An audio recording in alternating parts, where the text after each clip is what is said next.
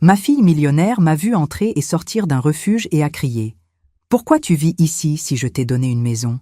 J'étais sous le choc. Je n'avais jamais vu cette maison. Ma sœur a pâli, a détourné le regard et a murmuré « J'allais te le dire aujourd'hui. Je l'ai donné à quelqu'un d'autre qui le méritait plus. » Puis, 30 minutes plus tard, 3 voitures sont arrivées et... Bonjour. Je m'appelle Gisèle Berger. J'ai 65 ans. Et ce que je vais vous raconter aujourd'hui a changé ma vie pour toujours. Avant de commencer, je vous demande une chose. Abonnez-vous à la chaîne, mettez un like à cette vidéo et dites-moi en commentaire d'où vous m'écoutez. Votre soutien m'aide à continuer de partager mon histoire. Merci du fond du cœur. C'était un mardi après-midi, fin octobre 2024. Le ciel de Bordeaux était gris, lourd, comme si la pluie hésitait encore à tomber. Le vent froid du sud-ouest fouettait mon visage tandis que je marchais dans la rue de Bacalan, un quartier tranquille, près des quais. J'avais un sac en plastique à la main. Dedans, quelques vêtements propres que j'avais lavés au refuge ce matin-là. Le refuge Sainte-Marie. C'est là que je vivais depuis 3 ans. 3 ans dans un bâtiment ancien, aux murs gris et aux couloirs qui sentent le désinfectant et la tristesse. 3 ans à partager une chambre avec 2 autres femmes. 3 ans à attendre mon tour pour la douche, pour manger, pour exister. Je ne me plains pas. Les bénévoles étaient gentils, ils faisaient ce qu'ils pouvaient. Mais ce n'était pas une maison, ce n'était pas un foyer, c'était un lieu où on survit, pas où on vit. Je venais de sortir du refuge après avoir déposé mes affaires quand j'ai entendu un bruit de frein, fort, brutal. Une Mercedes noire venait de s'arrêter au milieu de la rue. La portière arrière s'est ouverte d'un coup. Et elle est sortie. Ma fille, Estelle. Mon cœur s'est arrêté. Je ne l'avais pas vue depuis 10 ans. 10 longues années. Ses cheveux étaient plus longs maintenant, attachés en queue de cheval impeccable. Elle portait un manteau beige élégant, des lunettes de soleil même sous ce ciel gris et des chaussures qui devaient nous coûter plus cher que tout ce que je possédais. Elle a traversé la rue en courant. Vers moi. Maman? Sa voix, mon Dieu, sa voix. Je l'avais presque oubliée. Je suis restée figée, le sac plastique serré dans mes mains tremblantes. Estelle? Elle s'est arrêtée à 2 mètres de moi. Ses yeux me scrutaient de haut en bas. Elle semblait sous le choc, comme si elle voyait un fantôme. « Qu'est-ce que tu fais ici ?» Sa voix était haute, tremblante. « Pourquoi tu vis dans ce lieu si je t'ai donné une maison ?» Une maison. J'ai cligné des yeux, confuse. Une maison? Elle a fait un geste vers le refuge derrière moi. Oui? Pourquoi tu es ici? Tu as vendu la maison? Tu as dépensé tout l'argent? Je ne comprenais rien. Mon cerveau tournait à vide. Estelle, je ne sais pas de quoi tu parles. Elle a ouvert la bouche pour répondre, mais une autre voix l'a interrompue. Estelle, attends. Je me suis tournée. Ma sœur, Annette. Elle était sortie du côté conducteur de la Mercedes. Elle était pâle, très pâle. Annette? J'ai murmuré. Elle a détourné le regard. Ses mains tremblaient. Gisèle, j'allais te le dire aujourd'hui. La voix d'Estelle a explosé. Me dire quoi? Le silence est tombé, lourd, pesant. Estelle a fait un pas vers elle, les poings serrés. Annette, où est la maison que j'ai achetée pour ma mère? Ma sœur a baissé les yeux. Je l'ai donnée à quelqu'un d'autre. Sa voix était basse, tremblante. À quelqu'un qui en avait plus besoin. Le monde autour de moi s'est arrêté. Je ne comprenais pas. Rien de tout ça n'avait de sens. Estelle a reculé, comme si on venait de la frapper. Tu as... Quoi? Annette a essayé de parler, mais Estelle l'a interrompue, la voix brisée. J'ai envoyé 300 000 € pendant 10 ans. Médicaments, vêtements, la maison, tout passait par toi. 300 000 €? Mes jambes ont failli céder. Estelle. Ma voix était un murmure. Tu as envoyé de l'argent? Elle s'est tournée vers moi, les larmes aux yeux. Oui, maman. Pendant 10 ans, chaque mois, pour toi. Je suis tombée assise sur le trottoir froid. Mon sac plastique a glissé de mes mains. Je n'ai jamais rien reçu. Estelle est tombée à genoux devant moi. Quoi? Les larmes ont commencé à couler sur mes joues. Je n'ai jamais rien reçu. Je pensais que tu m'avais abandonné, que tu étais millionnaire et que tu ne te souciais plus de moi. Le visage d'Estelle s'est décomposé. Elle a saisi mes mains. Non, non, non, non. Elle pleurait maintenant. Je t'ai toujours aimé, maman. Toujours. Je l'ai regardée, cette femme que je ne reconnaissais presque plus. Ma fille. Ma petite fille. Alors, où est tout cet argent? Estelle s'est levée lentement. Elle s'est tournée vers Annette. Et dans ses yeux, j'ai vu quelque chose que je n'avais jamais vu auparavant. Une rage froide. Où est l'argent, Annette? Ma sœur tremblait. Elle a ouvert la bouche, mais aucun son n'est sorti. Estelle a sorti son téléphone portable. Ses doigts tremblaient en composant un numéro. Allô? Police nationale? Mon sang s'est glacé. J'ai besoin de signaler une escroquerie. Une appropriation indébite. C'est urgent. Elle a donné l'adresse, le nom d'Annette, les détails. Puis elle a raccroché. Le silence qui a suivi était assourdissant. Annette s'est effondrée contre la voiture. Estelle, je peux tout expliquer. Estelle l'a coupée, la voix froide comme la glace. Tu as 30 minutes avant qu'ils n'arrivent.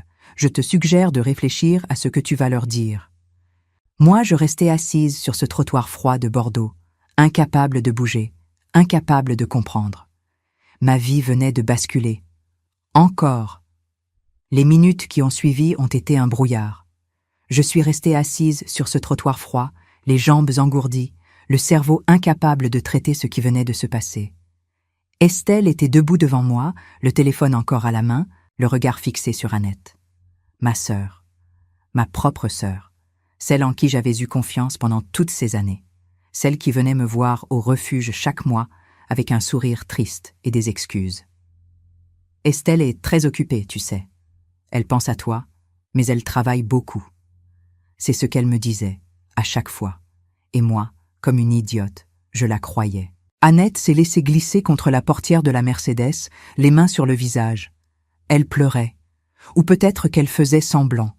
Je ne savais plus rien. Gisèle, je suis désolée. Sa voix était étouffée par ses mains. Je ne voulais pas. Je n'avais pas le choix. Estelle a éclaté. Pas le choix? Tu avais le choix de ne pas voler ma mère. Tu avais le choix de ne pas détourner 300 000 €? 300 000 €. Ce chiffre résonnait dans ma tête comme une cloche. 300 000 € que je n'avais jamais vus. 300 000 € qui auraient pu changer ma vie. Je me suis levée lentement, les jambes tremblantes. Annette, regarde-moi. Ma voix était calme, trop calme. Elle a levé les yeux vers moi. Son visage était rouge, gonflé par les larmes. Pendant 3 ans, je t'ai vu venir au refuge, chaque mois. Tu m'apportais un paquet de biscuits, parfois un pull, et tu me disais qu'Estelle ne pouvait pas venir parce qu'elle était occupée. J'ai fait un pas vers elle. Tu me regardais dans les yeux et tu me mentais. Elle a secoué la tête. Ce n'était pas comme ça. Mais je l'ai interrompue. Si, c'était exactement comme ça. Tu me regardais dormir dans un refuge, manger dans des assiettes en plastique, porter les mêmes vêtements pendant des mois. Et tu savais. Tu savais que ma fille m'envoyait de l'argent. Tu savais qu'elle pensait à moi. Annette a éclaté en sanglots. J'avais des dettes, j'allais tout perdre. Mon appartement, ma voiture, tout. Estelle s'est avancée, les poings serrés. Alors tu as volé ta propre sœur? Tu l'as laissée vivre dans la misère pendant que toi, tu te la coulais douce? Ma sœur s'est levée, tremblante. Je ne me la coulais pas douce. J'ai utilisé cet argent pour survivre, pour payer mes factures, pour... Estelle l'a coupée, glaciale. Pour acheter cette Mercedes. Pour tes vacances à Nice l'été dernier? Pour tes bijoux? Annette est devenue blanche. Comment Estelle savait-elle tout ça? Ma fille a sorti son téléphone et a fait défiler des photos. Je te suis sur les réseaux sociaux depuis des années. J'ai tout vu. Les restaurants, les voyages, les vêtements de luxe. Tout acheté avec l'argent que j'envoyais pour ma mère. Le silence est retombé. Lourd. Accusateur. J'ai regardé Annette, cette femme qui avait été ma confidente, ma sœur, mon unique lien avec Estelle. Et j'ai réalisé quelque chose. Elle ne m'avait jamais aimé. Elle m'avait utilisé. La maison. Ma voix était basse. Estelle a dit que tu avais donné une maison à quelqu'un d'autre. C'est vrai? Annette a détourné le regard. Oui. Mon cœur s'est serré. À qui? Elle a hésité. Puis, dans un murmure, elle a répondu. À mon fils. Julien. Mon neveu. Elle avait donné ma maison à mon neveu. Il venait d'avoir un bébé. Il avait besoin d'un endroit pour vivre. Je me suis dit que... Estelle a explosé à nouveau. Tu t'es dit quoi? Que ta sœur pouvait bien crever dans un refuge pendant que ton fils vivait dans une maison que moi, j'avais payée? Annette pleurait maintenant pour de vrai.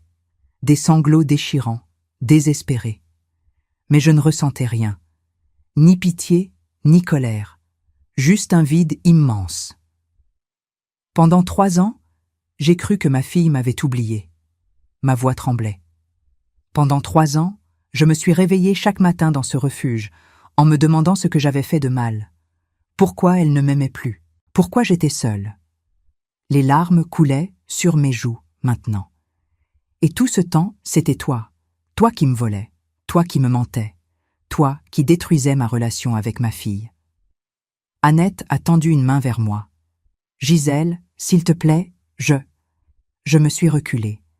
Ne me touche pas. Ma voix était froide, dure, une voix que je ne me connaissais pas. Au loin, j'ai entendu des sirènes.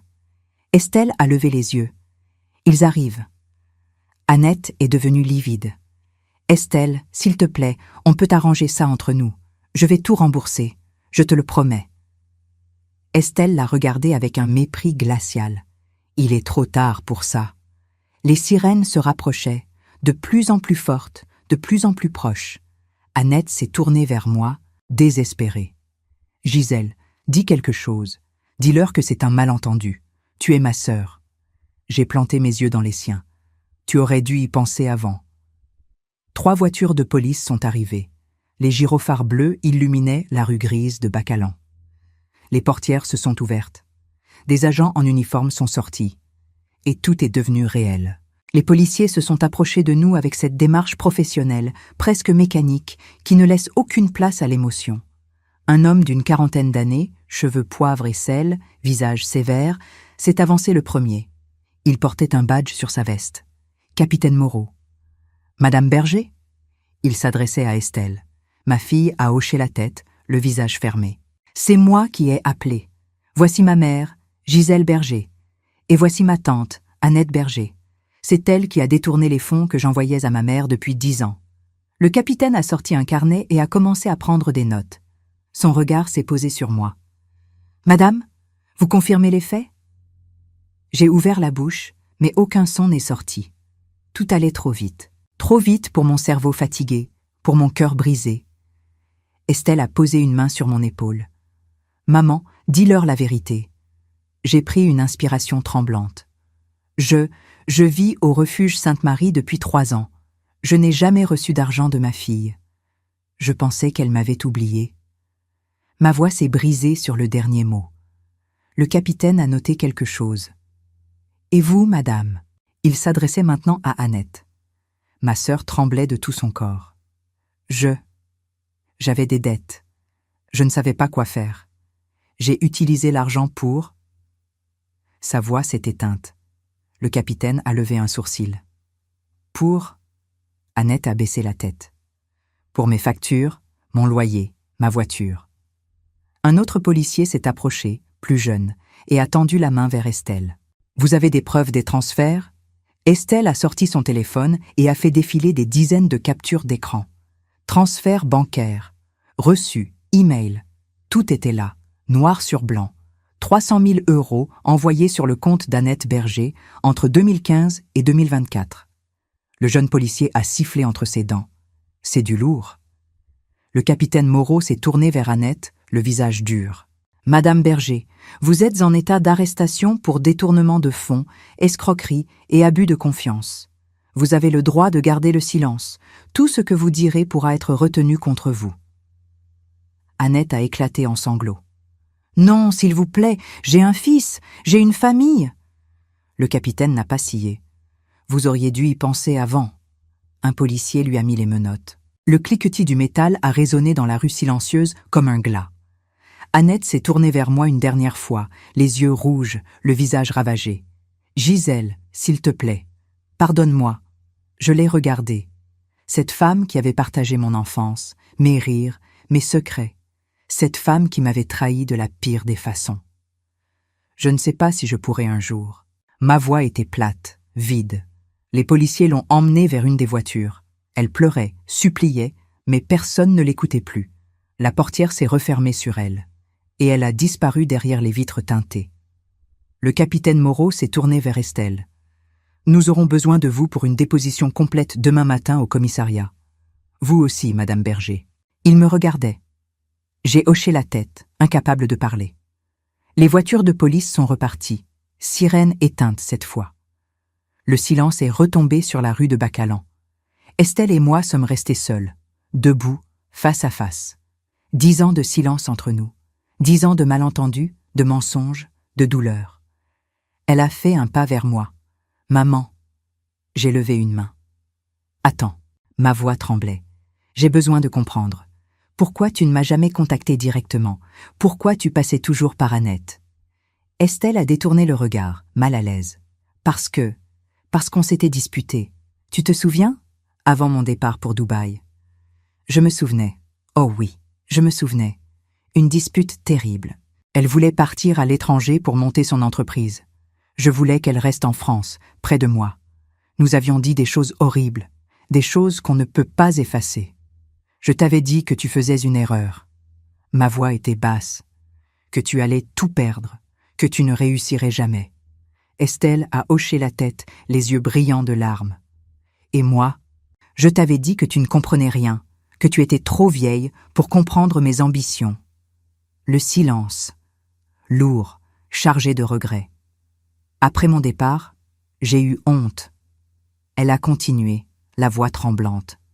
J'avais honte de ce que je t'avais dit, mais j'étais trop orgueilleuse pour t'appeler.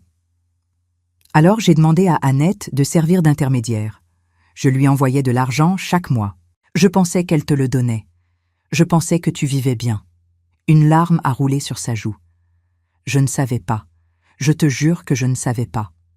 Je me suis approchée d'elle, lentement, mes jambes tremblaient. Avant de continuer, laissez-moi vous demander quelque chose. Si vous appréciez cette histoire, abonnez-vous à la chaîne et mettez un like. Votre soutien compte énormément pour moi. Merci.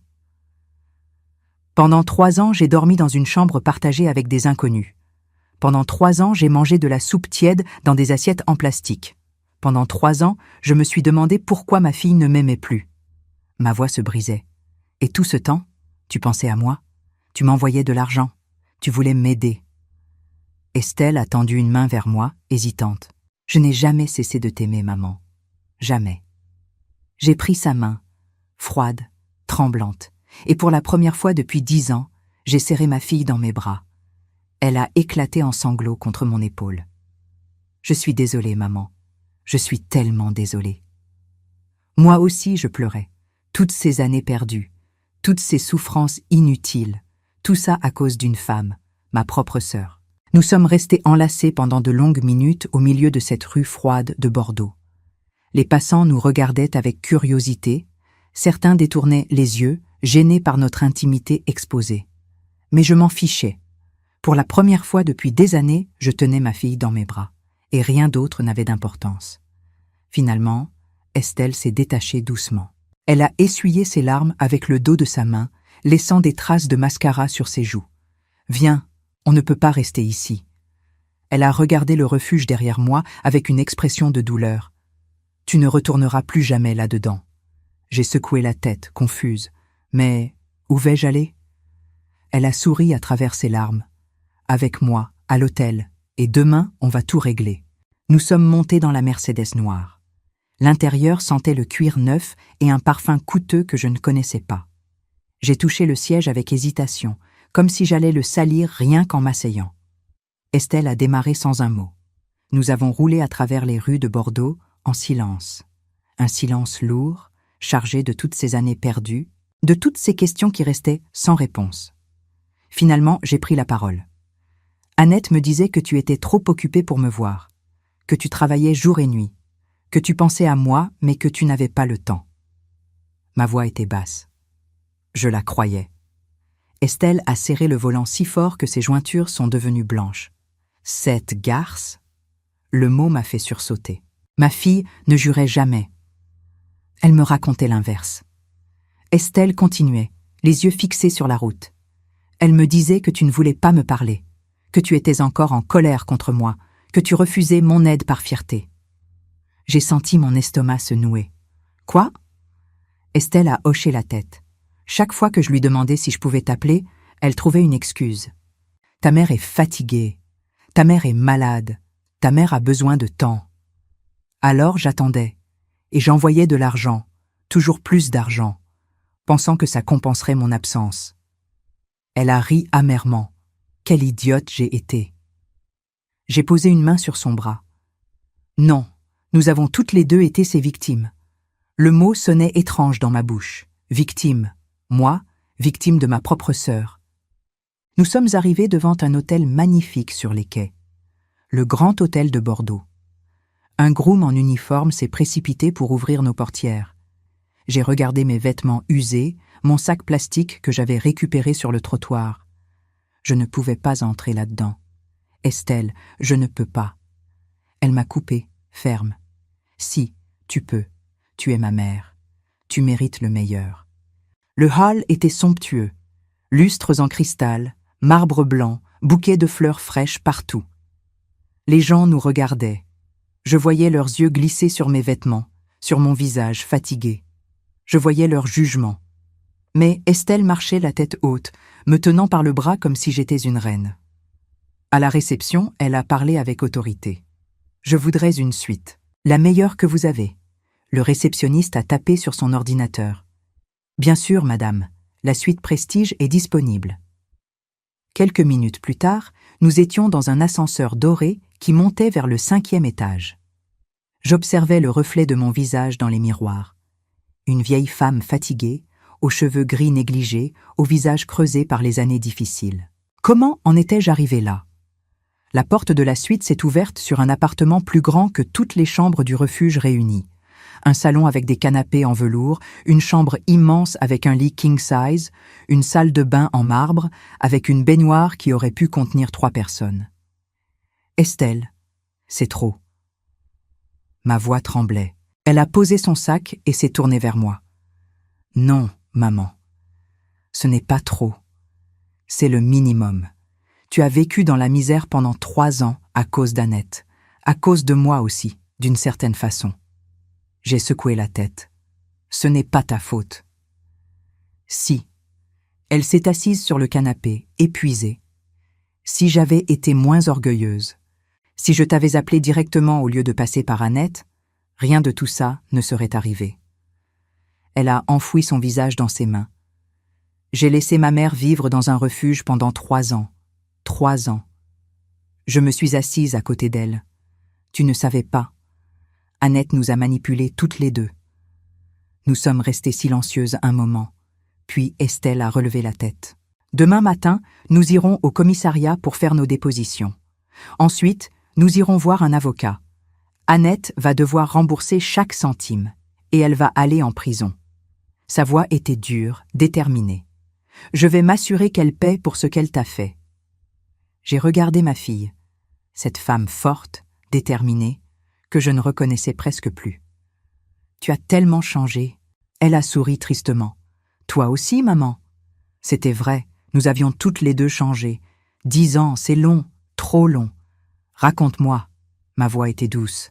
Raconte-moi ta vie à Dubaï, ton entreprise, comment tu es devenue, tout ça. Estelle a pris une inspiration. C'est une longue histoire.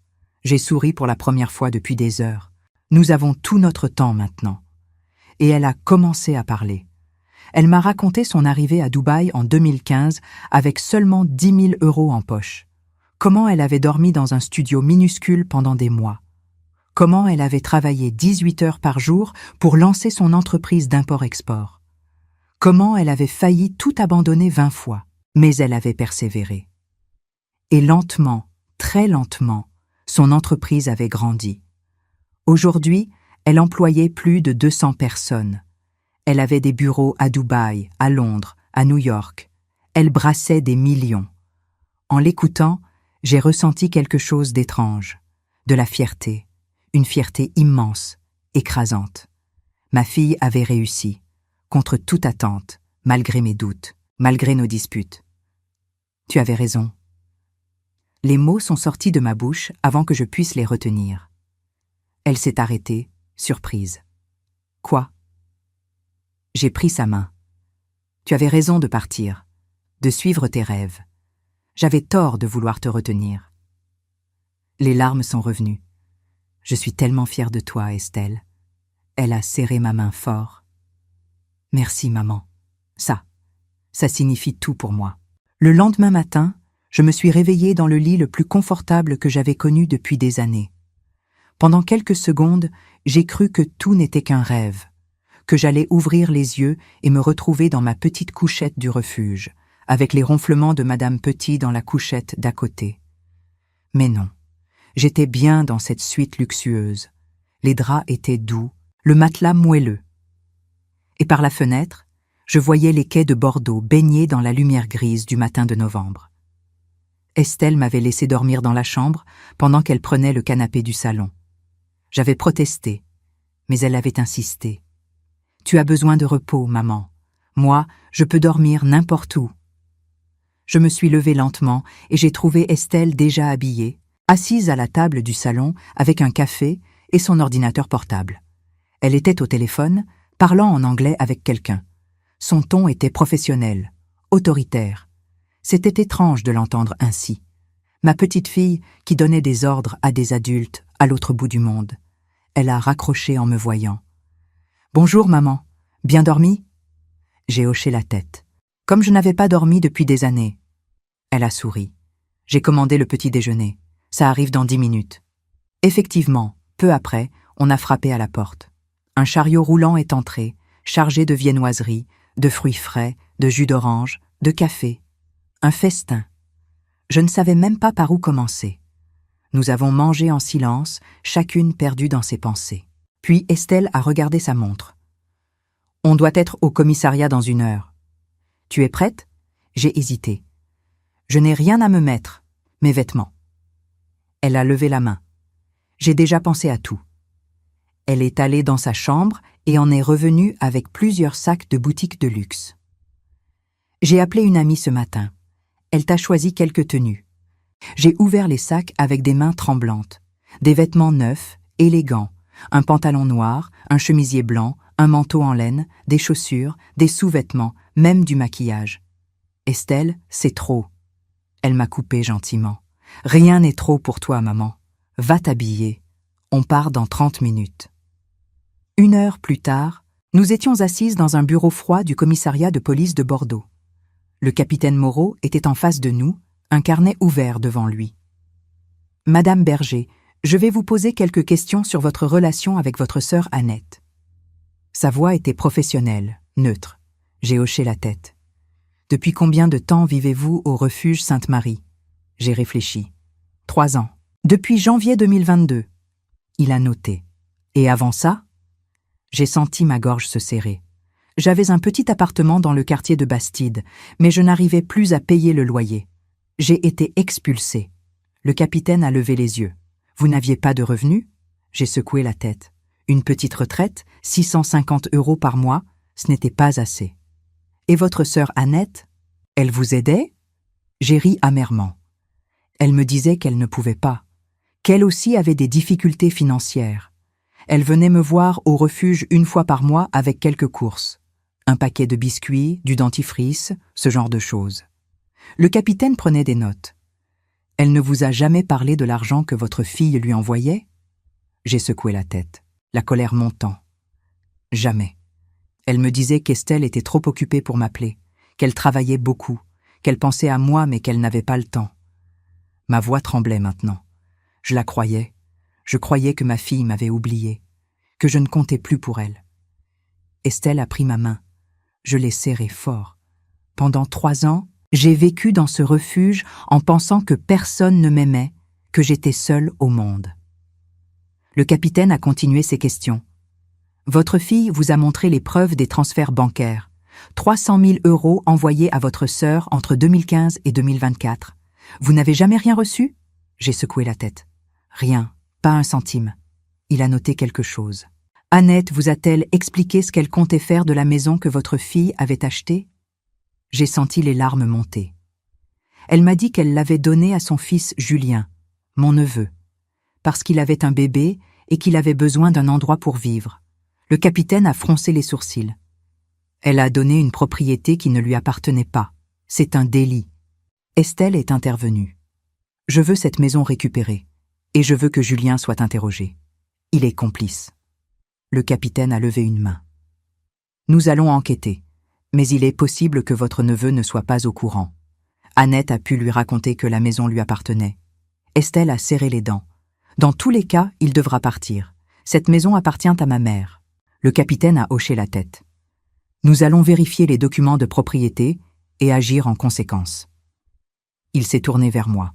Madame Berger, êtes-vous prête à porter plainte contre votre sœur? J'ai hésité. Porter plainte. Contre ma propre sœur. Celle avec qui j'avais grandi. Celle qui m'avait consolée quand notre mère était morte.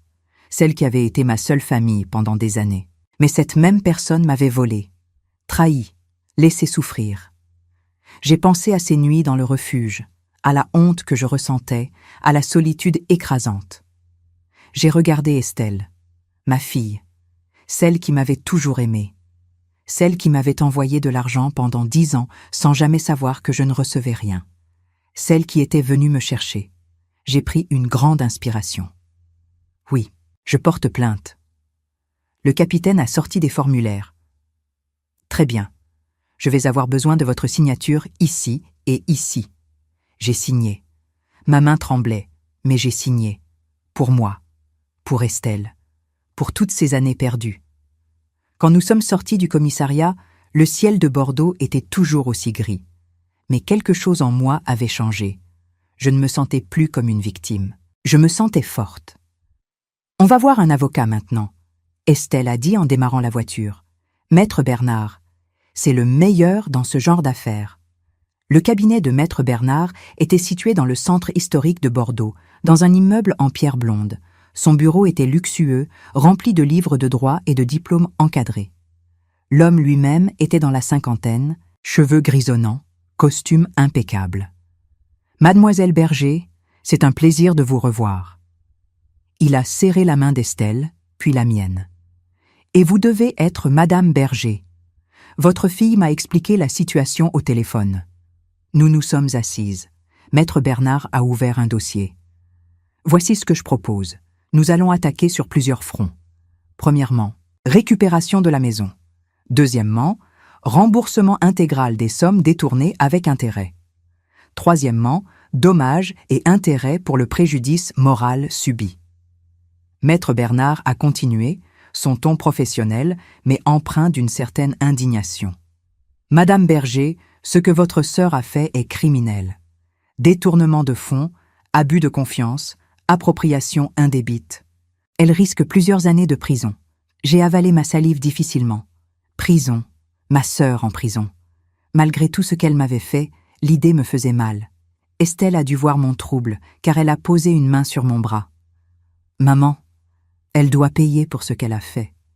Ce n'est pas seulement une question d'argent, c'est une question de justice. Maître Bernard a acquiescé. Votre fille a raison. Annette Berger a délibérément détourné des fonds destinés à une personne vulnérable. Le juge ne sera pas clément. Il a feuilleté des documents. J'ai déjà lancé les procédures. La maison sera saisie dans les prochains jours. Votre neveu devra l'évacuer. J'ai pensé à Julien, mon neveu que je n'avais pas vu depuis des années. Est-ce qu'il savait? Est-ce qu'il était complice de sa mère? Et s'il refuse de partir? Ma voix était faible. Maître Bernard m'a regardé avec compassion. Il n'aura pas le choix. Nous avons les documents prouvant que la maison a été achetée avec l'argent d'Estelle, destiné à vous. La propriété vous revient de droit. Il a sorti d'autres papiers. En ce qui concerne les 300 000 €, nous allons demander le remboursement intégral.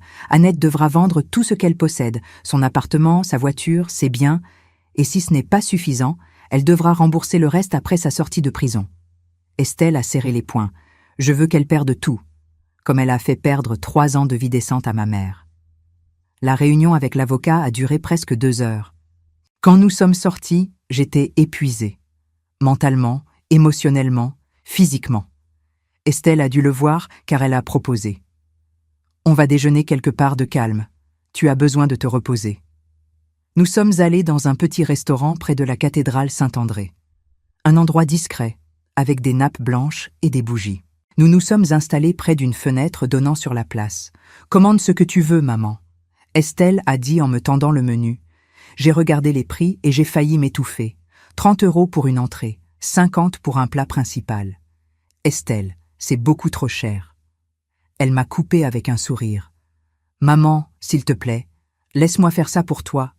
Laisse-moi te gâter un peu. » J'ai commandé un saumon grillé. Estelle a pris une entrecôte. Le vin était excellent, le service impeccable. Mais je ne pouvais pas vraiment profiter.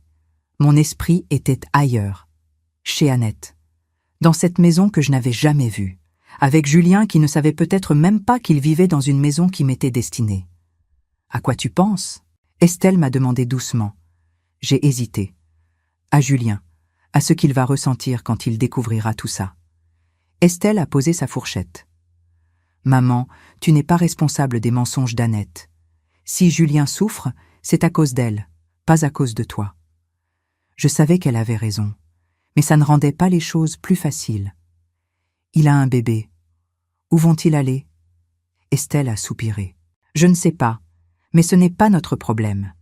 Annette aurait dû y penser avant. Nous avons fini notre repas dans un silence relatif. Puis, Estelle a sorti son téléphone. J'ai quelque chose à te montrer. Elle a fait défiler des photos, des images d'un appartement magnifique, immense, avec des baies vitrées donnant sur une ville de gratte-ciel et de lumière. C'est mon appartement à Dubaï, elle a dit avec une fierté évidente. 350 mètres carrés, au 42e étage d'une tour sur la marina. J'ai regardé les photos émerveillé. Des meubles design, une cuisine ultramoderne, une terrasse avec vue sur le Burj Khalifa. C'est magnifique, j'ai murmuré. Estelle m'a regardé dans les yeux. Je veux que tu viennes vivre avec moi là-bas. Mon cœur s'est arrêté. Quoi ? Elle a pris mes mains. Viens à Dubaï, maman, on va tout recommencer, toi et moi. J'ai secoué la tête, dépassée. Estelle, je ne peux pas. Dubaï, c'est un autre monde. Je ne connais rien à... Elle m'a interrompu. Tu apprendras, et tu ne seras pas seule. Je serai là. On va rattraper le temps perdu. Les larmes me sont montées aux yeux. Mais qu'est-ce que je ferai là-bas ? Je suis vieille, je n'ai aucune compétence, Estelle a souri. Tu te sous-estimes, maman. Tu as 65 ans, pas 90, et j'ai une proposition pour toi. Elle a fait une pause. Je veux que tu travailles pour moi, dans mon entreprise. J'ai failli rire. Travailler pour toi ? Estelle, je n'ai jamais travaillé dans une entreprise internationale. Je ne parle même pas anglais. Elle a levé la main. Tu n'as pas besoin de parler anglais pour le poste que j'ai en tête. J'ai besoin de quelqu'un de confiance, quelqu'un qui connaît la France, la culture française, les contacts locaux. J'ai cligné des yeux, confuse. Je ne comprends pas. Estelle s'est penchée en avant. Mon entreprise veut se développer en Europe, particulièrement en France. J'ai besoin d'une vice-présidente pour les opérations européennes, quelqu'un qui sera mon bras droit, quelqu'un en qui j'ai une confiance absolue. Elle m'a regardée intensément. Je te propose ce poste, maman. Je suis restée bouche bée, vice-présidente. Moi, une femme qui vivait dans un refuge il y a 2 jours. Estelle, tu es folle, je ne peux pas. Elle m'a coupée fermement. Si, tu peux. Tu es intelligente, travailleuse, honnête. Tu as élevé une enfant seule, tu as survécu à des années difficiles, tu es plus forte que tu ne le penses. J'ai secoué la tête, les larmes coulant maintenant. Je ne sais pas quoi dire. Estelle a souri. Dis oui. Le lendemain, nous sommes retournés au commissariat. Le capitaine Moreau nous attendait dans son bureau. J'ai de nouvelles informations. Il a dit en nous faisant asseoir. Annette Berger a accepté de tout confesser. Elle a signé des aveux complets. Mon cœur a bondi. Qu'est-ce qu'elle a dit? Le capitaine a ouvert un dossier. Elle confirme avoir reçu les 300 000 € de votre fille sur une période de 10 ans. Elle confirme n'avoir jamais transmis cet argent à vous, Madame Berger. Elle confirme avoir utilisé les fonds pour ses dépenses personnelles. Appartement, voiture, voyage, restaurant. Il a tourné une page. En ce qui concerne la maison, elle confirme l'avoir fait mettre au nom de son fils, sans votre accord, ni celui de votre fille. Estelle a serré les dents. Et mon neveu, il savait? Le capitaine a secoué la tête. Selon Annette, Julien croyait que la maison était un cadeau de sa mère. Il n'était pas au courant de la source des fonds. J'ai ressenti un soulagement étrange. Au moins, Julien n'était pas complice. Le capitaine a continué. Nous avons contacté votre neveu. Il est sous le choc. Il a accepté de libérer la maison immédiatement. Il ne veut pas de problème juridique. Estelle a hoché la tête. Bien. Quand pouvons-nous prendre possession? Le capitaine a consulté ses notes. La procédure devrait être finalisée d'ici 2 semaines. La maison sera transférée au nom de Madame Berger. Il m'a regardé. C'est votre propriété légitime. J'ai eu du mal à réaliser. Une maison, ma maison. Après des années à vivre dans un refuge, j'allais avoir une maison. 2 semaines plus tard, nous étions devant une maison que je n'avais jamais vue.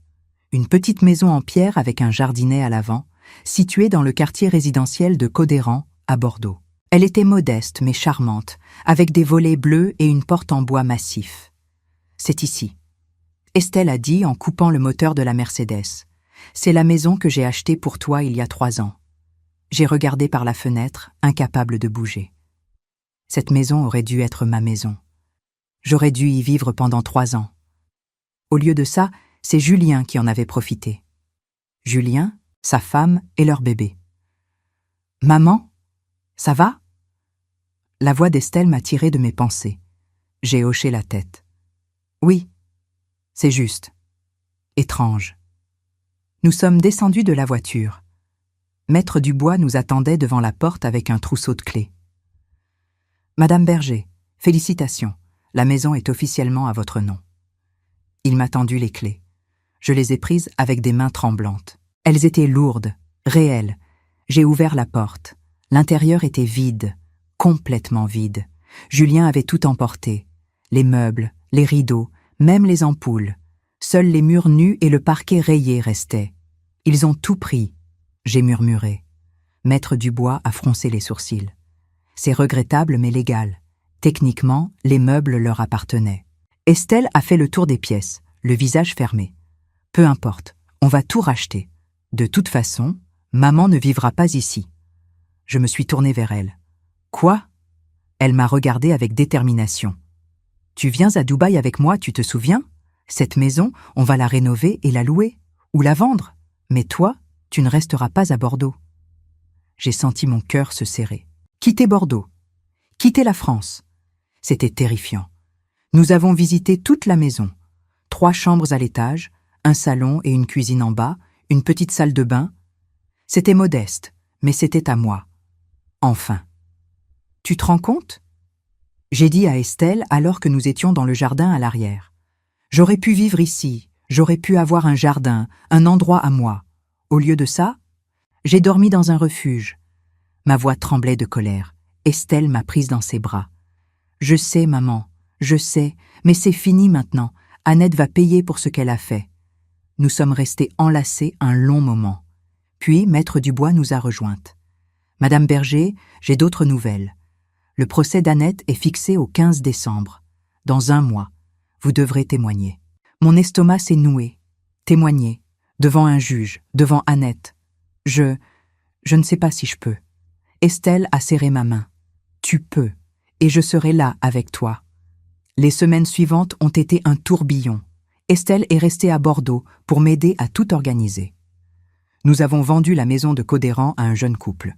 L'argent a été placé sur un compte à mon nom. C'est ton argent, maman. Pour ta retraite. Pour ton avenir. Estelle avait insisté. Nous avons aussi passé du temps ensemble. De vrais moments. Nous avons marché le long des quais, bu du café dans les petits bistrots, parler de tout et de rien. Nous avons rattrapé 10 ans en quelques semaines. Un soir, alors que nous dînions dans un restaurant près de la place de la Bourse, Estelle m'a posé une question. « Maman, tu m'en veux encore? Pour être partie? Pour ne pas avoir insisté pour te voir ?» J'ai posé ma fourchette. « Je t'en ai voulu, pendant longtemps, mais maintenant je comprends. Tu avais tes raisons, et Annette a tout fait pour nous séparer. » Estelle a baissé les yeux. Je me sens tellement coupable. Si j'avais été moins têtue, si j'avais fait l'effort de venir te voir directement. Je l'ai interrompue. On ne peut pas revenir en arrière, Estelle. On peut seulement avancer.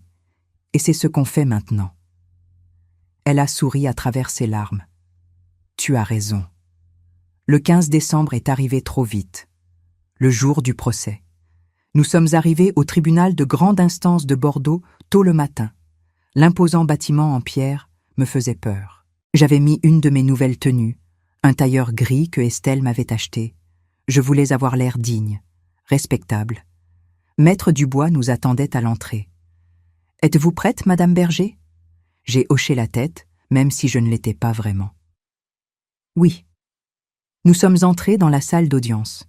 Elle était grande, austère, avec des bancs en bois et une estrade pour le juge. Et puis je l'ai vue. Annette, ma sœur. Elle était assise à côté de son avocat, le visage pâle, les traits tirés. Elle avait vieilli de 10 ans en quelques semaines. Nos regards se sont croisés. Elle a détourné les yeux immédiatement. Le juge est entré. Un homme d'une 60aine d'années, l'air sévère. Affaire numéro 2024-3456. Le ministère public contre Annette Berger pour détournement de fonds, abus de confiance et appropriation indébite. La voix du juge résonnait dans la salle. Le procureur a commencé à présenter le dossier, les preuves, les transferts bancaires, les témoignages. Tout était là, noir sur blanc. Annette avait volé 300 000 € sur 10 ans. Elle avait laissé sa propre sœur vivre dans la misère. Puis ce fut mon tour de témoigner. Je me suis levée, les jambes tremblantes. J'ai marché jusqu'à la barre des témoins. Le juge m'a regardée. « Madame Berger, racontez-nous votre relation avec l'accusé. » J'ai pris une grande inspiration. Annette est ma sœur, ma seule sœur. Nous avons grandi ensemble. Après la mort de nos parents, nous étions tout ce qu'il nous restait. Ma voix tremblait. Quand ma fille est partie à Dubaï, Annette a proposé de servir d'intermédiaire entre nous. Elle me disait qu'Estelle était trop occupée pour m'appeler, qu'elle travaillait jour et nuit, qu'elle pensait à moi, mais qu'elle n'avait pas le temps. J'ai senti les larmes monter. Je la croyais. Je croyais que ma fille m'avait oubliée. Le juge a froncé les sourcils. « Vous ne saviez pas que votre fille vous envoyait de l'argent ?» J'ai secoué la tête. « Non, jamais. Annette me rendait visite au refuge une fois par mois avec quelques courses. Un paquet de biscuits, du dentifrice. Rien de plus. » Ma voix s'est brisée. Pendant 3 ans, j'ai vécu dans un refuge en pensant que personne ne se souciait de moi. Le silence dans la salle était pesant. Le juge a regardé Annette. L'accusée a-t-elle quelque chose à dire? Annette s'est levée lentement. Son avocat lui a chuchoté quelque chose à l'oreille. Elle a pris le micro. Je suis désolée. Sa voix était faible, brisée. J'avais des dettes. Je ne savais pas quoi faire. L'argent était là, sur mon compte. C'était facile, trop facile. Elle a levé les yeux vers moi. Gisèle, je ne voulais pas te faire de mal. Je pensais que tu allais bien, que le refuge était correct. Le juge l'a coupé. L'accusé a délibérément détourné des fonds destinés à sa sœur, une personne vulnérable. Elle a menti pendant des années. Elle a profité de la confiance qui lui était accordée. Il a feuilleté des documents. Le tribunal ne tolère pas ce genre de comportement. Annette s'est effondrée en larmes, mais je ne ressentais rien. Plus de pitié, plus de colère, juste du vide. Le procès a duré toute la journée.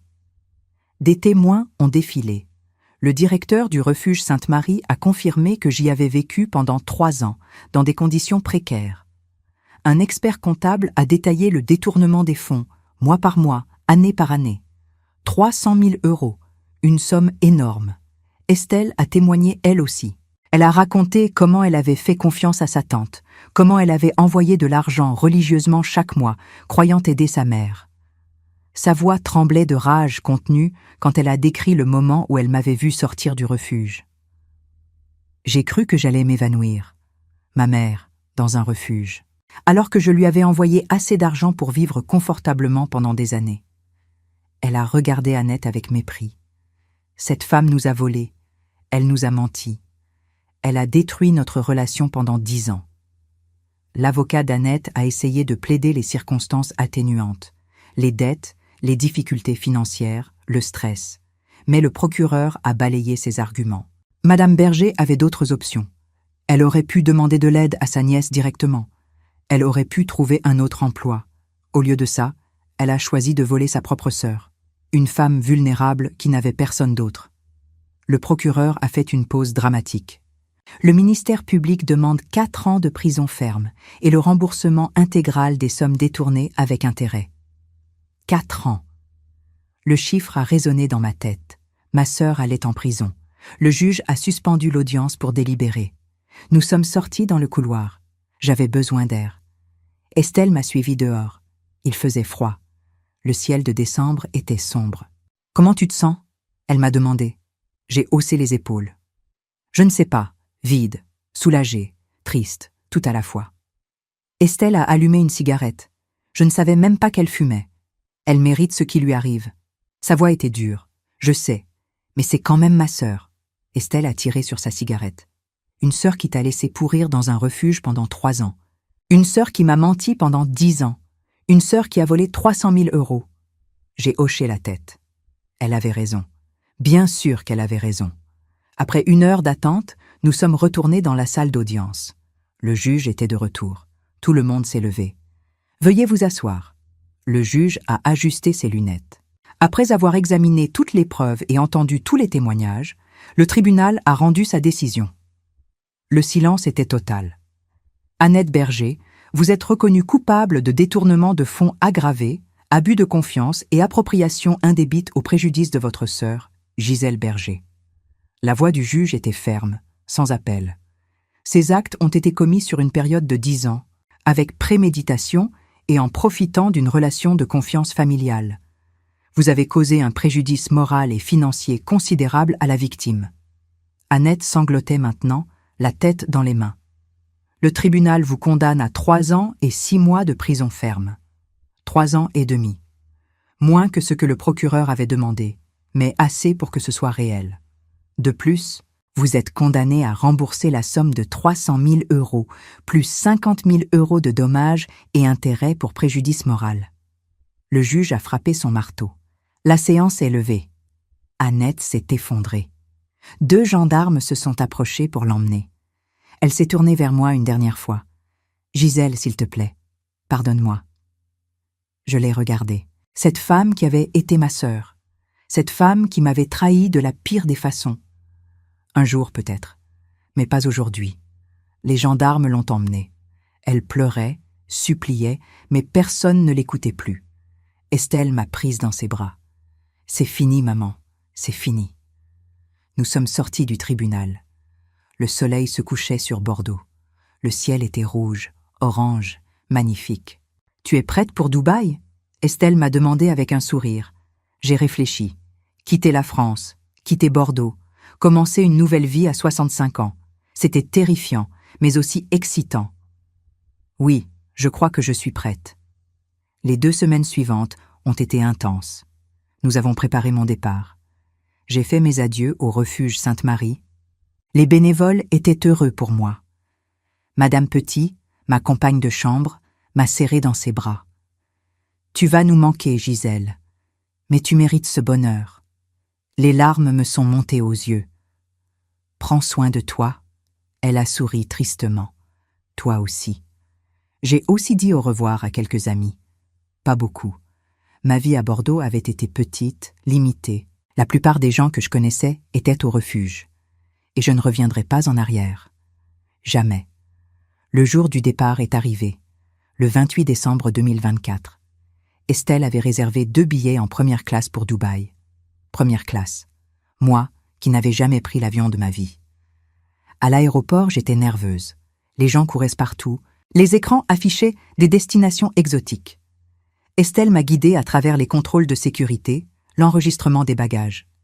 Elle connaissait tout par cœur. Pour elle, voyager était une seconde nature. Pour moi, c'était un autre monde. Nous sommes montés dans l'avion. Les sièges de première classe étaient immenses, en cuir, avec des écrans individuels et des couvertures douces. « C'est incroyable !» j'ai murmuré. Estelle a ri. « Attends de voir Dubaï. » L'avion a décollé. J'ai regardé par le hublot. Bordeaux devenait de plus en plus petit. La France disparaissait sous les nuages. Je fermais un chapitre de ma vie. Un chapitre douloureux, difficile. Mais j'en ouvrais un nouveau. Pendant le vol, Estelle m'a parlé de Dubaï. La chaleur, les gratte-ciel, la diversité culturelle. C'est un endroit où on peut se réinventer, maman. Tu vas voir. Je l'ai écoutée, essayant d'imaginer. Mais c'était difficile. J'avais peur. Peur de ne pas être à la hauteur. Nous avons atterri à Dubaï en pleine nuit, mais la ville brillait de mille feux. Des tours immenses illuminées, des routes larges comme des autoroutes, des voitures de luxe partout. C'était comme un autre monde. Nous avons pris un taxi jusqu'à l'appartement d'Estelle. La tour était vertigineuse, 42 étages. L'ascenseur montait si vite que j'ai eu mal aux oreilles. Quand les portes se sont ouvertes sur l'appartement, j'ai eu le souffle coupé. C'était encore plus beau que sur les photos. Immense, moderne, avec des baies vitrées donnant sur toute la ville. « Bienvenue chez toi, maman », Estelle a dit doucement. « Chez moi ». Ces mots sonnaient étrangement, mais aussi merveilleusement. Je me suis approchée de la fenêtre. Les lumières de Dubaï scintillaient à perte de vue. Le Burj Khalifa se dressait au loin, majestueux. « C'est magnifique », j'ai murmuré. Estelle m'a rejointe. « Oui, et c'est ton nouveau départ. » Les premières semaines à Dubaï ont été difficiles. Tout était différent. La chaleur étouffante même en janvier, la langue que je ne comprenais pas, les coutumes que je ne connaissais pas. Je me sentais perdue, déplacée. Mais Estelle était patiente. Elle m'a présenté à ses amis expatriés français. Des gens brillants, accomplis, qui m'intimidaient au début. Mais ils ont été gentils avec moi. Ils ne savaient rien de mon passé au refuge. Pour eux, j'étais simplement la mère d'Estelle, venue vivre avec sa fille. Estelle m'a aussi inscrite à des cours d'anglais. « Tu n'as pas besoin d'être parfaite, maman. Juste capable de tenir une conversation de base. » Les cours étaient 3 fois par semaine. Mon professeur, une jeune indienne nommée Priya, était incroyablement patiente. « You can do it, Gisèle. Don't be afraid to make mistakes. » Peu à peu, j'ai commencé à comprendre quelques mots, quelques phrases. 1 mois après mon arrivée, Estelle m'a emmenée dans ses bureaux. Une tour de verre et d'acier dans le quartier des affaires. Son nom était inscrit en lettres dorées à l'entrée. Berger International Trading. « Tu es prête ?» elle m'a demandé dans l'ascenseur. Mon cœur battait à 100 à l'heure. « Je ne sais pas. » Les portes se sont ouvertes sur un open space immense. Des dizaines de personnes travaillaient devant des ordinateurs, parlaient au téléphone dans différentes langues. L'énergie était palpable. Estelle m'a guidée à travers les bureaux. Les employés la saluaient avec respect. « Bonjour, Madame Berger. »« Good morning, Miss Berger. » Elle rayonnait de confiance. Nous sommes arrivés devant une grande salle de conférence. Estelle a ouvert la porte. Une dizaine de personnes étaient assises autour d'une table. Ils se sont levés en nous voyant. « Je vous présente Gisèle Berger, ma mère et votre nouvelle vice-présidente pour les opérations européennes. » Le silence. Puis des applaudissements. Je suis restée figée, ne sachant pas quoi faire. Estelle m'a poussée doucement en avant. « Maman, dis quelque chose. » J'ai pris une grande inspiration. « Bonjour, je suis honorée d'être ici. Et un peu terrifiée, pour être honnête. » Quelques rires. « Je ne suis pas une femme d'affaires, pas encore, mais je vais apprendre et je vais travailler dur pour mériter votre confiance. » Plus d'applaudissements. Estelle souriait, les yeux brillants. Après la réunion, elle m'a montré mon bureau. Un espace vitré avec vue sur la ville, un ordinateur dernier cri, un fauteuil ergonomique. « C'est pour moi ?» Ma voix tremblait. Estelle a hoché la tête. « Tout pour toi. » Sur la porte, une plaque en métal. Gisèle Berger, vice-présidente, opération européenne. J'ai touché la plaque avec des doigts tremblants. Vice-présidente. Moi. Les semaines suivantes ont été épuisantes. J'apprenais tout de zéro.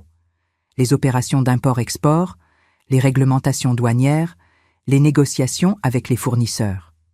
Estelle m'a assigné un assistant, un jeune Français nommé Thomas qui m'expliquait tout avec une patience infinie. Ne vous inquiétez pas, Madame Berger, personne ne naît en sachant ces choses. Petit à petit, j'ai commencé à comprendre. Le langage des affaires n'était pas si différent du langage de la survie que j'avais appris au refuge. Il fallait être malin, anticiper, négocier. Un jour, Estelle m'a confié ma première vraie mission. Nous voulons établir un partenariat avec un distributeur de vin à Bordeaux. J'ai besoin que tu gères les négociations. Mon cœur a bondi. Moi. Toute seule? Elle a souri. Tu connais Bordeaux mieux que quiconque ici. Tu connais la culture, les gens. Tu es la personne parfaite pour ce travail. J'ai pris le dossier avec des mains tremblantes. C'était ma chance de prouver que j'en étais capable. J'ai passé des jours à préparer la négociation. J'ai étudié le marché, les prix, les concurrents.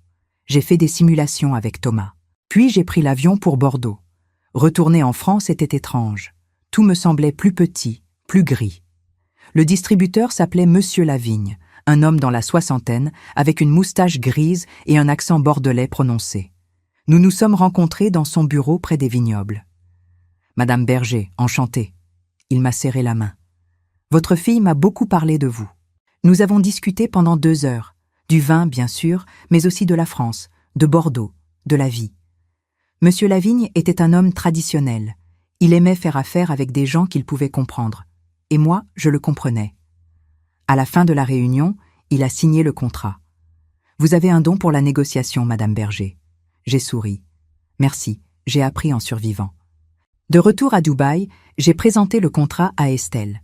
Elle l'a lu, puis m'a regardé avec des yeux brillants. Tu as réussi, tu as décroché un contrat de 2 millions d'euros. 2 millions. Le chiffre me donnait le vertige. C'était ton test, maman. Et tu as brillamment réussi. Elle m'a serré dans ses bras. Je suis tellement fière de toi. Pour la première fois depuis des années, je me suis sentie utile, valorisée, vivante. Les mois ont passé. J'ai continué à travailler, à apprendre, à grandir. J'ai négocié d'autres contrats. J'ai voyagé en Europe, rencontré des clients, établi des partenariats. Chaque succès renforçait ma confiance. Un soir, 6 mois après mon arrivée à Dubaï, Estelle et moi étions sur la terrasse de l'appartement. Le soleil se couchait sur la ville, teintant le ciel de rose et d'orange. « Tu es heureuse, maman ?» Elle m'a demandé doucement. J'ai réfléchi. Heureuse. Est-ce que je l'étais? Je crois que oui, pour la première fois depuis très longtemps. Estelle a souri. Tu sais, quand je t'ai vue sortir de ce refuge, j'ai eu le cœur brisé. Je me suis dit que j'avais échoué en tant que fille. J'ai secoué la tête. Non, tu ne m'as jamais abandonnée, c'est Annette qui nous a trahis. Nous sommes restées silencieuses un moment, puis j'ai ajouté « Mais quelque chose de bon est sorti de tout ça. On s'est retrouvés, on a reconstruit notre relation, et tu m'as donné une seconde chance. » Estelle a pris ma main. « Tu te l'es donnée toi-même, maman. Moi, je t'ai juste ouvert une porte. C'est toi qui as eu le courage de la franchir. » Les larmes me sont montées aux yeux. « Merci, ma fille. Pour tout. » Elle a serré ma main. « Non, maman. Merci à toi. Tu m'inspires tous les jours. » Un jour, j'ai reçu une lettre, de prison, d'Annette. Mon cœur s'est serré en voyant son écriture. J'ai hésité à l'ouvrir. Finalement, je l'ai fait. La lettre était courte. « Chère Gisèle, je sais que je n'ai pas le droit de te demander pardon. Ce que j'ai fait est impardonnable. Mais je veux que tu saches que je regrette. Chaque jour, chaque nuit, je regrette d'avoir été si égoïste, si aveugle. Je regrette d'avoir détruit notre relation. Je regrette d'avoir volé ta vie pendant 3 ans. J'espère qu'un jour, tu pourras trouver la paix. Même si je ne mérite pas ton pardon. Ta sœur, Annette. » J'ai relu la lettre plusieurs fois. Puis, je l'ai posée sur mon bureau. Je ne savais pas quoi ressentir. De la colère? De la tristesse? De la pitié? peut-être un peu de tout, mais une chose était sûre. Je n'allais pas répondre. Pas maintenant. Peut-être jamais. Certaines blessures prennent toute une vie à guérir. 1 an après mon arrivée à Dubaï, ma vie avait complètement changé. J'étais méconnaissable, physiquement d'abord. J'avais repris du poids, mes cheveux étaient teints et coiffés régulièrement, je portais des tailleurs élégants. Mais le changement le plus profond était intérieur. Je n'étais plus cette femme brisée qui vivait dans un refuge. J'étais Gisèle Berger, vice-présidente d'une entreprise internationale. J'avais négocié des contrats pour plus de 15 millions d'euros. J'avais voyagé dans 8 pays européens. J'avais embauché une équipe de 10 personnes. À 66 ans, je vivais la vie que je n'avais jamais osé imaginer. Ce matin-là, j'étais dans mon bureau, préparant une présentation pour un client italien, quand Estelle est entrée. Elle avait un sourire étrange. « Maman, j'ai quelque chose pour toi. » Elle m'a tendu une enveloppe. À l'intérieur, un document officiel. J'ai lu la première ligne et mon cœur s'est arrêté. Transfert de 10% des parts de Berger International Trading à Gisèle Berger. J'ai levé les yeux vers elle, bouche bée. « Estelle, qu'est-ce que… » Elle a levé la main. « Tu n'es pas seulement ma vice-présidente, maman. Tu es mon associée maintenant. Tu mérites une part de cette entreprise. Tu l'as gagnée. » Les larmes me sont montées aux yeux. Je ne sais pas quoi dire. Elle a souri. « Dis juste oui. » J'ai regardé le document à nouveau. 10%. Sur une entreprise qui valait des dizaines de millions. « Oui ?» J'ai murmuré. « Oui, j'accepte. » Estelle m'a serré dans ses bras. « Bienvenue chez les actionnaires, maman. » Nous avons ri toutes les deux, pleuré aussi. C'était un moment que je n'oublierai jamais. Le soir même, Estelle a organisé une fête dans l'appartement pour célébrer. Tous mes collègues étaient là, ainsi que quelques amis que je m'étais fait à Dubaï. Thomas a porté un toast. À Madame Berger, la femme la plus inspirante que je connaisse. Vous nous prouvez qu'il n'est jamais trop tard pour recommencer. Les applaudissements ont résonné dans l'appartement. Je me sentais submergée d'émotions. Plus tard dans la soirée, Estelle et moi nous sommes retrouvés seuls sur la terrasse. Les lumières de Dubaï scintillaient sous nos pieds. « Tu te souviens de ce jour à Bordeaux ?» Elle a demandé doucement. « Quand je t'ai vu sortir du refuge, comment aurais-je pu oublier ?» Oui, c'était il y a exactement 1 an. Elle a hoché la tête. J'avais tellement peur. Peur que tu ne me pardonnes jamais. Peur que nous ne puissions jamais réparer notre relation. J'ai pris sa main. Moi aussi j'avais peur. Peur de quitter la France, peur de ne pas être à la hauteur, peur de tout gâcher.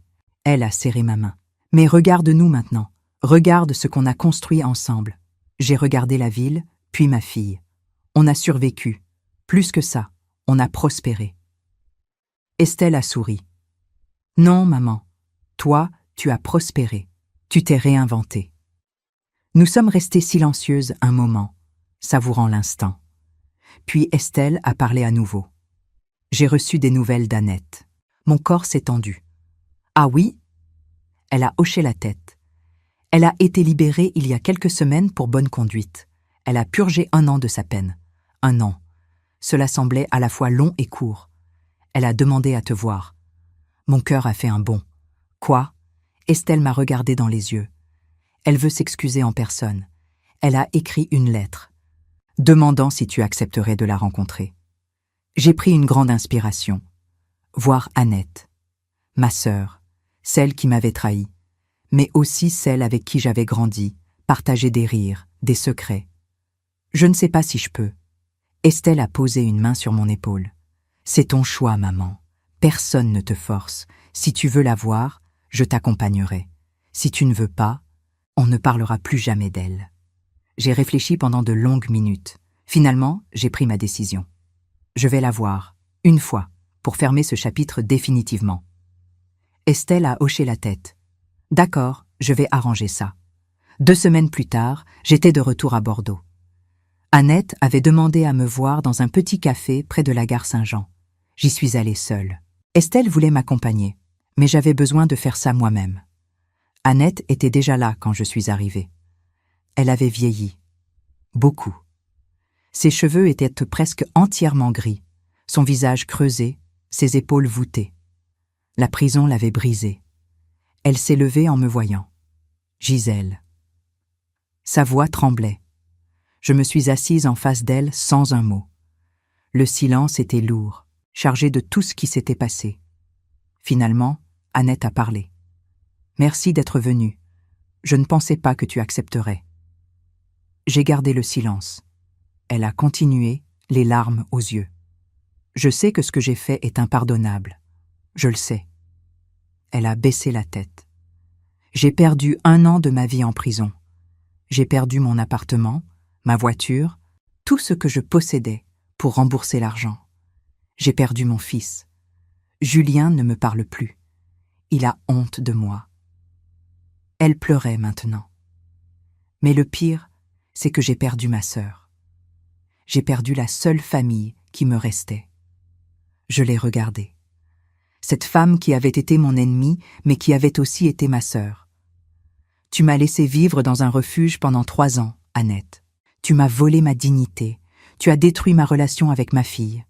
Ma voix était calme, mais ferme. J'ai cru pendant des années que personne ne m'aimait, que je ne valais rien. Annette sanglotait. Je sais, et je vivrai avec cette culpabilité jusqu'à ma mort. Elle a levé les yeux vers moi. Mais je voulais te dire une chose, tu es plus forte que moi, tu as toujours été plus forte.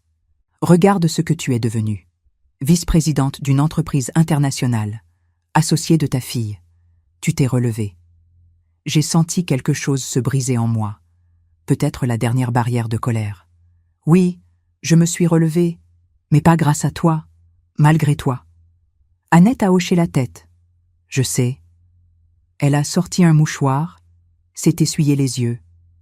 Je ne te demande pas de me pardonner. Je n'en ai pas le droit. Mais je voulais que tu saches que je regrette. Vraiment. J'ai pris ma tasse de café, bu une gorgée, puis j'ai parlé.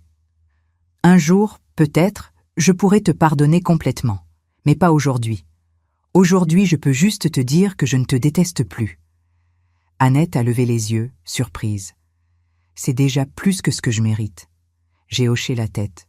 Oui, c'est vrai. Nous sommes restés encore quelques minutes, puis je me suis levée.